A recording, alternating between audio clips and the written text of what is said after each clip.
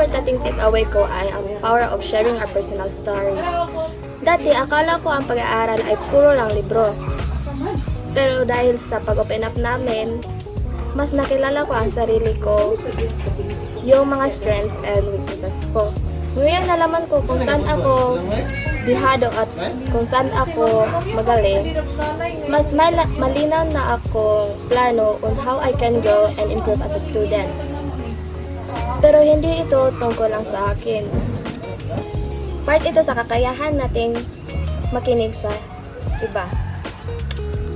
Throughout our sharing sessions with our advisor, nalaman ko rin ang mga personal stories sa mga classmates ko. Nakaka-inspire kahit magkakaiba kami ng pinagdadaanan, pero pare-pareho kaming lumalaban. Doon ko na-realize na ang emotional intelligence ay hindi lang basta sa pagkontrol ng emosyon. It's about empathy and connection. Kapag naintindihan natin ang isa't isa, mas maging supportive ang environment natin. In the end, hindi lang tayo nag-aaral dahil sa grades. Nag-aaral din tayo kung paano mas maging mabuti para sa ating sarili at sa ating kapwa-tao. So, of course, we really apply this project to our learning or teaching session, which also helps our students and as well as ourselves as a teacher. So we are able to, learn what is self-awareness and self-regulation. So upon talking about self-awareness, I am able to understand myself more, and also as my students' preferences. And for the self-regulation, that's what I'm telling earlier, that we are able to control our emotions, especially when it comes to different challenges that may occur inside the classroom setting.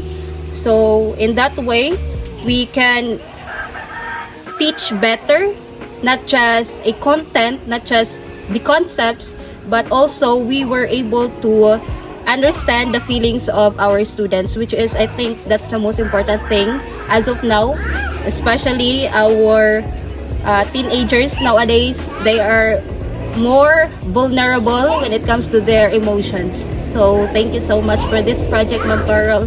We really impacted in a positive way. Thank you.